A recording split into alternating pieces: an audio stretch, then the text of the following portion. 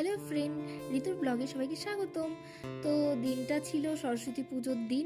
আমার এখন এতদিন লাগলো ভিডিওটা ছাড়তে, কারণ ভিডিও শুধু করলে হয় না, তাকে এডিট করতে হয়, অনেক কিছু করতে হয়, তারপরে ভিডিওটা ছাড়তে হয়। তো যেহেতু সরস্বতী পুজোর দিন ছিল, এর জন্য আমি সকাল সকাল রেডি হয়ে কাজ সেরে আমি চলে এসেছিলাম দিদির বাড়িতে অঞ্জলি দিতে।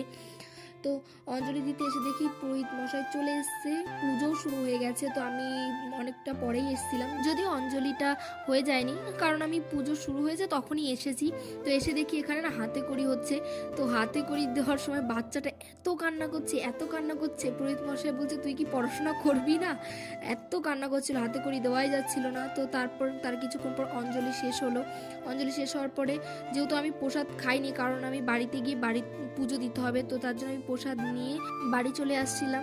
যদিও হাই রোড ছিল, তো অতটা ভিডিও করা যাচ্ছিল না, তবুও টুকটাক করে নিলাম। তো তারপরে দেখি আমার দাদার মেয়ে এসছে, শাড়ি পরবো, পিসি শাড়ি পরিয়ে দাও। তো আমি ভিডিও করছি বলে ওখানটা দেখছে, ও আর শুধু বারবার লুকিয়ে পড়ছে, আমাকে নিও না, ভিডিওতে নিও না, এত লজ্জা ওর। তো তারপরে আমি ওকে শাড়ি পরিয়ে রেডি করিয়ে দিয়ে আমাদের বাড়িতে পুজো করবো, তাই লুচি সুজি করে ফেললাম। করার পরে পুজো দেওয়ার জন্য ফল সব কেটে রেডি করে নিলাম। রেডি করার পরে পুজোও দিয়ে নিলাম। তো সারাদিন আমি না খেয়েছিলাম, তো তার জন্য আমি তাড়াতাড়ি করে খাবার বেড়ে নিয়ে আসলাম। আর যেহেতু নিরামিষ ছিল সেদিন, আমাদের বাড়িতে নিরামিষই রান্না হয়েছিল। তো তারপরে ভাবলাম একটু পরেই নি, যদিও আমার কোথাও ঘুরতে যাওয়ার ছিল না। তো এটা দেখে অনেকে ভাববে যে সরস্বতী পুজোর দিন কেউ পড়ে, তো আর কি আর করবো, রাস্তায় দেখি সব জোরে জোরে ঘুরছে। নিরামিষ থাকা সত্ত্বেও আমার দাদা চিকেন বিরিয়ানি এনেছিল। তো আজকের মতো এইটুকু, বাই বাই।